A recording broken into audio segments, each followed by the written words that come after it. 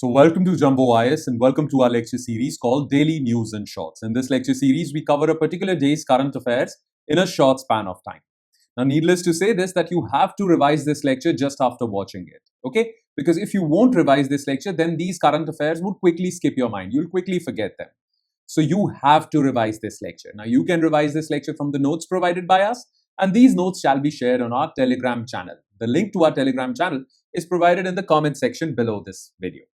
Okay, so let's begin today's discussion. But first, let's take a look at the list of topics that we shall cover today. Okay, so let's begin. So daily current affairs, 7th November, Friday, and here is the topics list. So in total, we'll be covering 5 topics.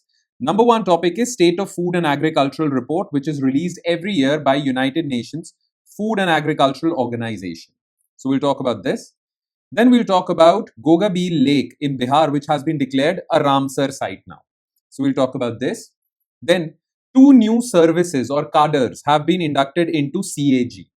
Okay, not CAG, but Indian Accounts and Audit and Accounts Department, whose head is Comptroller and Auditor General. So we'll talk about this news. Then we'll talk about Google's project Suncatcher. It's a very ambitious, very futuristic science project. Okay, so we'll talk about this. And in the end, we'll talk about universal basic income. The idea of universal basic income, why is it important, why is it needed, and what are the challenges? All right, so we'll be discussing these 5 topics. Topic number 1 is related to, well, international relations because it talks about UN and all. And, well, economics portion of your UPSC syllabus. Topic number 2 is related to environment portion of your UPSC syllabus. Topic number 3, polity portion. Topic number 4, science and technology. And topic number 5, economics again, economics portion of your UPSC syllabus. Okay, so these are the 5 topics. Let's start discussing them one by one, starting with State of Food and Agriculture Report. Now, every year, United Nations Food and Agricultural Organization releases a report, this State of Food and Agricultural Report. In this, it analyzes the food systems of the entire world and the state of agriculture in the entire world. This year, well, UNFAO has warned about something. It has warned about land degradation. Land all over the world, especially agricultural land, is becoming infertile. It is getting degraded because of environmental factors. And this threatens our food security. So how is this land getting degraded? Let's talk about this report. Okay, so let's quickly talk about this. No more introduction. So State of Food and Agricultural Report. So what was in the news? UNFAO released State of Food and Agricultural Report. The title of the report was Addressing Land Degradation Across Landholding Scales. Okay. Now, what is UNFAO? It is a specialized agency of UN that leads international efforts to defeat hunger and achieve food security for all. Its headquarters are in Rome, Italy, and it has total 195 members. 194 are countries. Okay. And 1 is a regional organization, European Union. So together, 195 members of UNFAO. Okay, remember this about UNFAO. Now, what were the key highlights of this report? Okay, we'll talk about this very quickly. So the key highlights were that there has been a decline in global cropland. Agricultural land is shrinking. Why? Because cities are expanding. They are encroaching upon agricultural land. This is particularly important and, well, visible in Asia, especially South Asia, India, Latin America, and Africa, developing world, global South. Plus, it also calculated yield gap severity. Okay, what is yield gap severity? Well, the potential of a land. So, if there is a piece of land and it can grow 100 kgs of wheat if it is properly fertile, but it is now growing 30 kgs of wheat because of infertility. This gap is known as yield gap. This yield gap severity has increased to 70% in some parts of the world. This is really bad. That means land is becoming infertile. Okay. Then there is organic carbon loss from soil. Organic carbon, well, the soils are losing organic carbon. This again makes them infertile. Okay. Plus, there is a lot of inequality as far as agriculture is concerned. Small farms under 2 hectares represent 80% of all farmers, but a total of 12% farmland. So 84% of the farmers have 12% of farmland. Okay, and they are vulnerable to various climate shocks. Plus, large farmers, which have around 88% of the land, well, they basically destroy their land because of monocropping, excessive fertilizer use. So this is happening. Plus, there is a climate degradation nexus, nexus between climate change and land degradation. Because if your soil is fertile, it has more capacity to absorb carbon, okay, from the carbon cycle, okay. But now it is getting degraded. This organic carbon is basically going into the atmosphere. So degraded soils now emit significant greenhouse gases, worsening climate change. And it's a vicious cycle because worsening climate change will further degrade soils. They would further emit greenhouse gases, and this goes on and on. Okay. Now, this time around, well, they used various technologies to come out with a better assessment. UNFAO, basically FAO, applied certain new techniques for this survey, for this report, okay? Land degradation debt model. FAO 2025 introduces a machine learning based model comparing current and natural soil states. And because of this machine learning AI model, well, it revealed that 30% of loss in tree cover, 20% loss in biomass carbon. So they used a new model to come out with a better survey. Then they also quantified economic cost. Land is getting degraded. But what would be the monetary cost of that? That was also quantified. Plus, they also calculated yield gap and socio-economic risk, the nexus between the two. A 10% increase in degradation debt widens agricultural yield gaps by 2%. So 10% increase in land degradation reduces your yield by 2%, particularly in Southeast Asia and Western Europe. So these new techniques, AI and all, were utilized this time. Now, what are the issues? Why is land getting so quickly degraded? Number one, well, developing countries have weak institutions and monitoring capacity, satellite capacity to monitor land. This is there. Then developing countries also do not have adequate finance so that they can restore land. Then limited integration with climate and livelihood goals. Land restoration policies are not aligned with climate change and increasing jobs. Okay, these goals have to be aligned. We have to collectively work towards these things. All right. Plus, the thing is that tribal communities, forest dwelling communities, well, their lifestyle is better in tune, in sync with nature. We are not taking their recommendations. Underrepresentation of indigenous stewardship, indigenous groups representation. Okay, because they know how to live in balance with nature. So we need to take their living into account as well. Okay, so these are some of the issues that were pointed out by UNFAO. By the way, remember what is UNFAO. Okay, that's about it. Now let's quickly shift our focus to second news item, and that is Gogabeel Lake, 94th Ramsar site.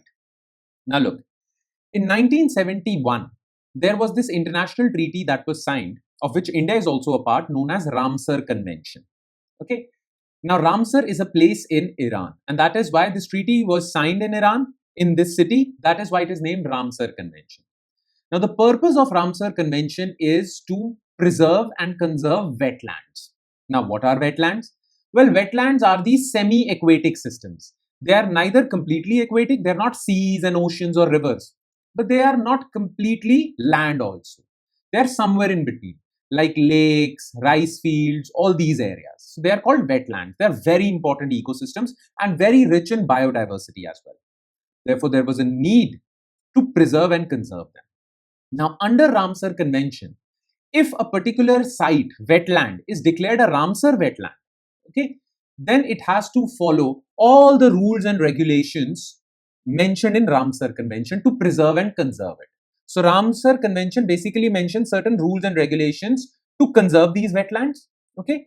And you have to follow them once a particular wetland is declared a Ramsar wetland. It is known as wetland of international importance.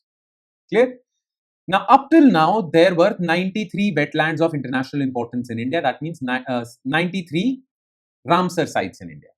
Recently, a lake in Bihar has been included in this Ramsar site list, and now the total goes to 94. So we'll talk about Ramsar Convention and this new lake that has been included in the Ramsar list called Gogabeel Lake. Okay, so let's talk about this. So Gogabeel Lake, 94th Ramsar site. So what was in the news? India's one more wetland, Gogabeel Lake in Katihar district of Bihar, has got a tag of international importance as a Ramsar site, bringing the total number to 94. Bihar now has third highest wetlands after Tamil Nadu and Uttar Pradesh. And India has the highest wetlands in Asia and third highest in the world after UK and Mexico.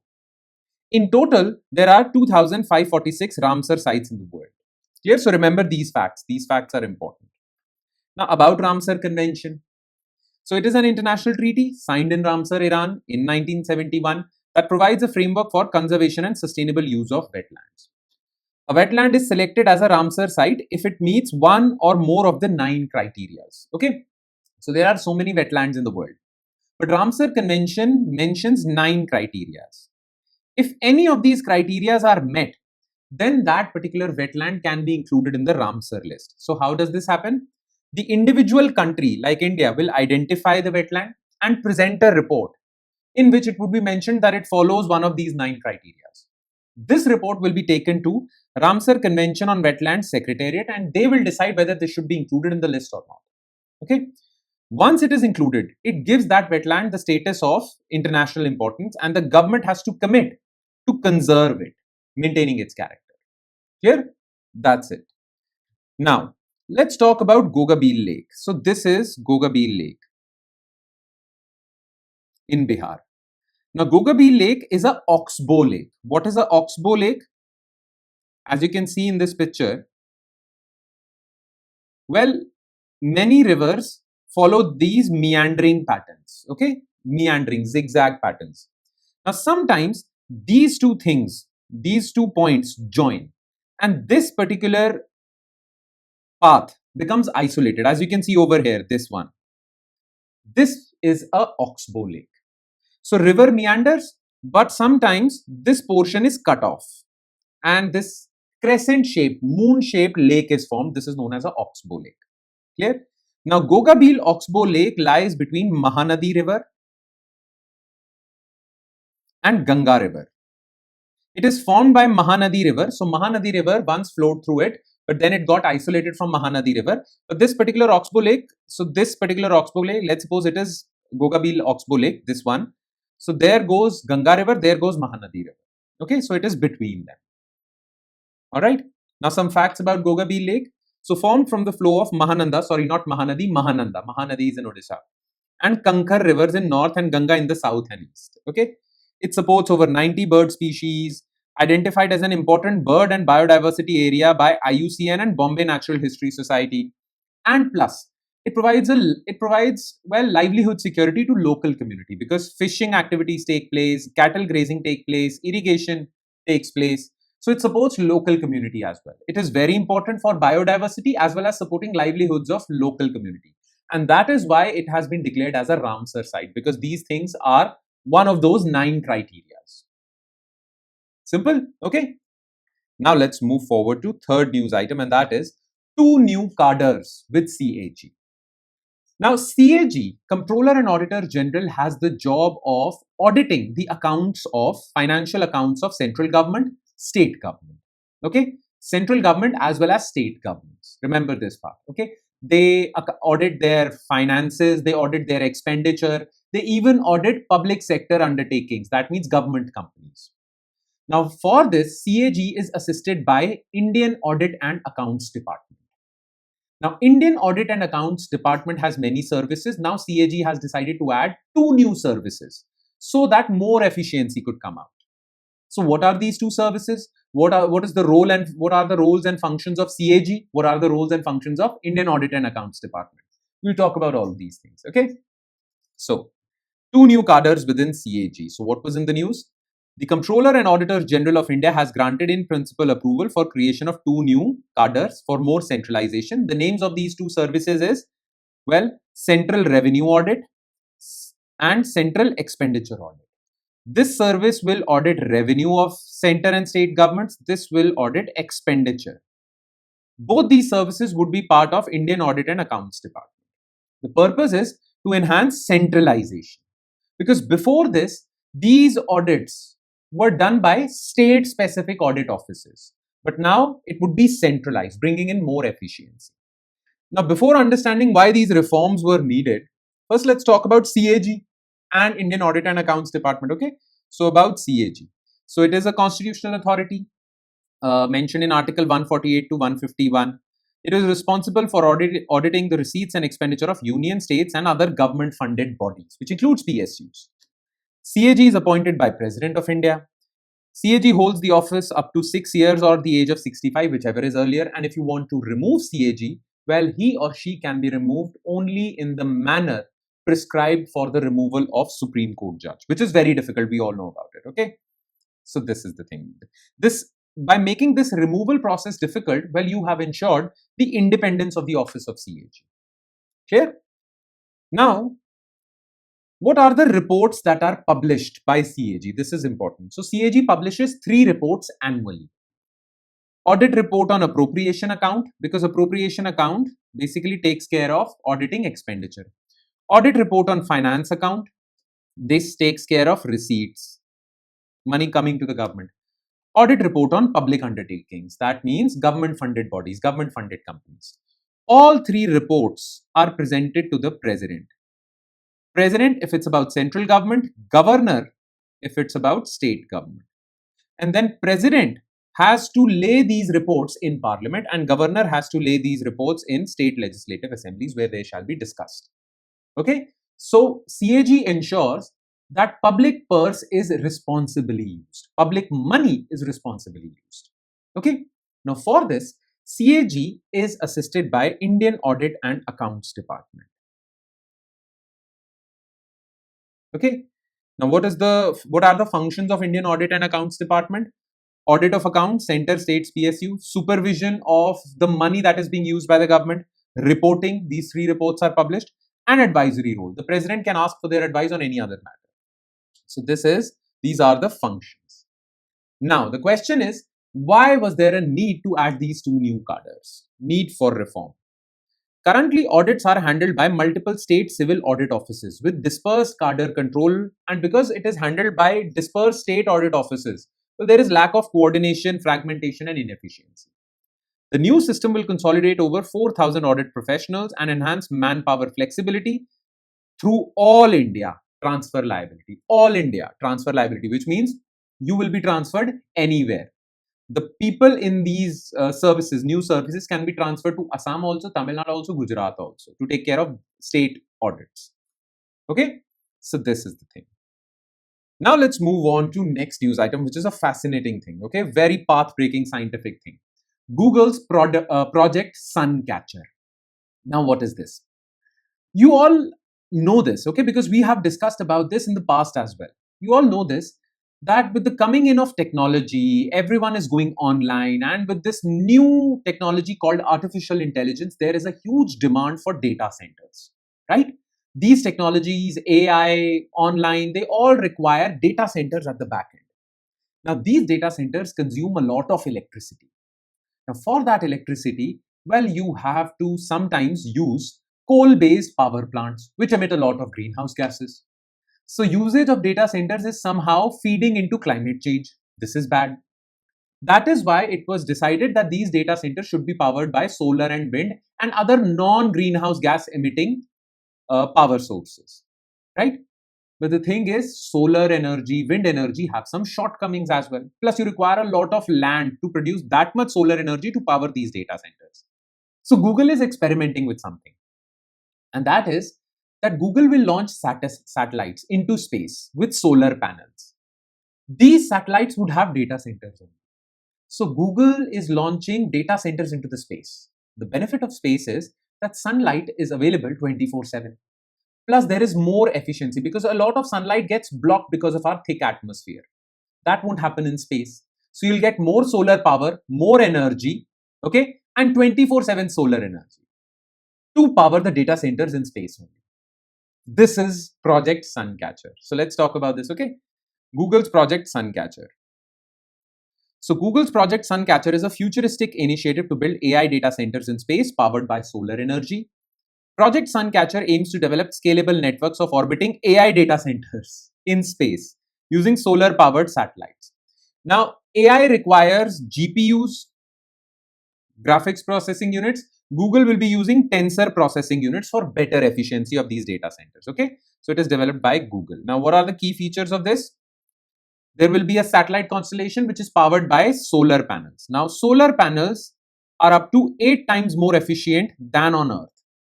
On land, well, solar panels are not that efficient, but they are 8 times more efficient in space. High-speed optical links for communication. Prototype launching 2 test satellites are planned for early 2027 to check the technology in space. Okay. And it is said that the biggest problem of this mission is that launching satellites is very expensive. But the optimistic point is that in future, the launch costs are coming down because the rockets are becoming more and more efficient. So this is a good thing, right? Now, what is the importance of this mission? First of all, AI sustainability. AI will be sustainable if it has enough data centers. And it will not be a load on the environment if these data centers are powered by non-greenhouse gas power.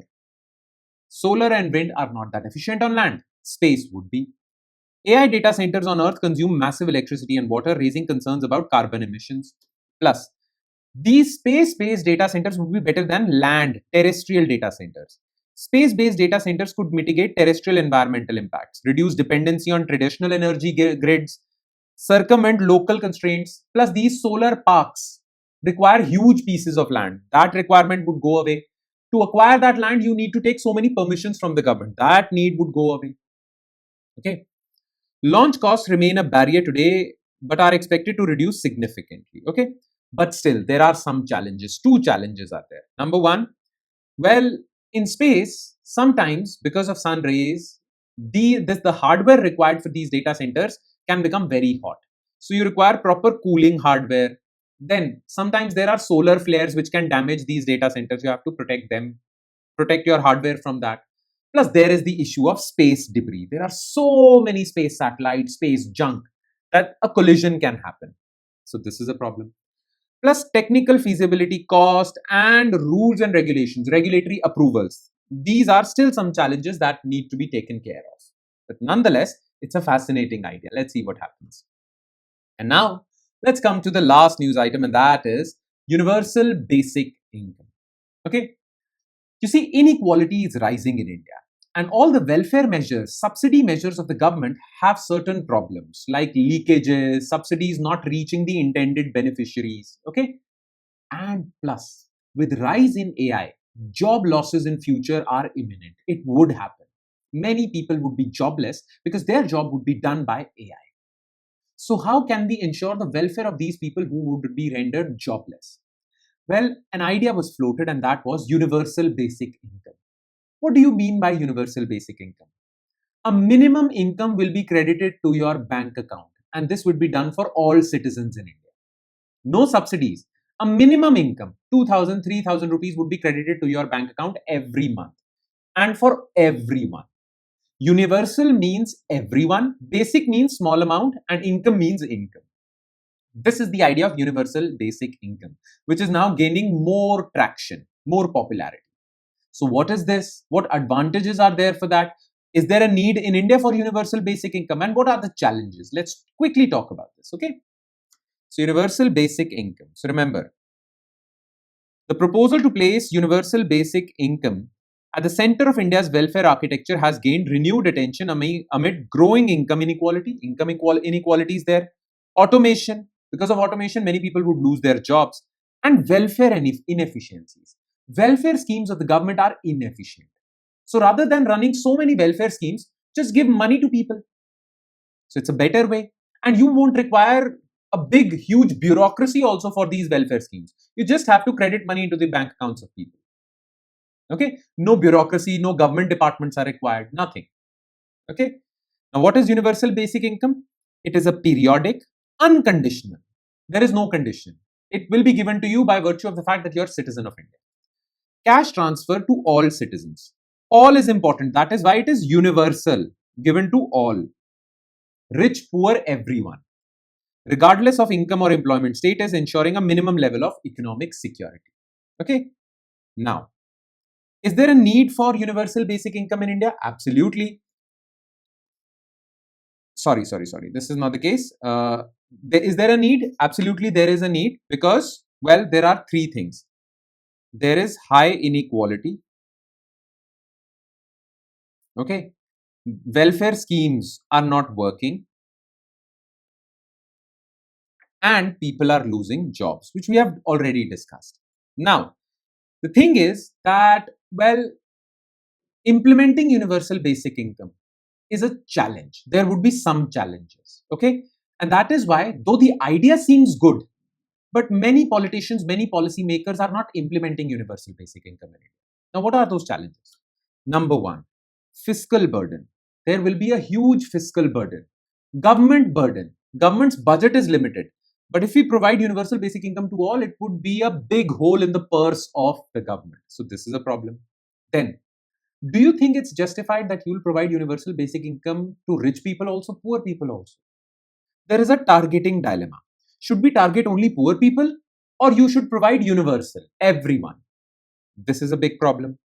Then, if everyone will receive money, that would increase money supply in the country and that would cause inflation. Then, this universal basic income will be successful if everyone in India has bank account and internet connection, which is not there yet. We are not there yet. So there is digital divide. People who have access to bank accounts and online banking, well, they'll be happy, but not everyone. So we need to bridge this digital divide so that everyone gets the benefit.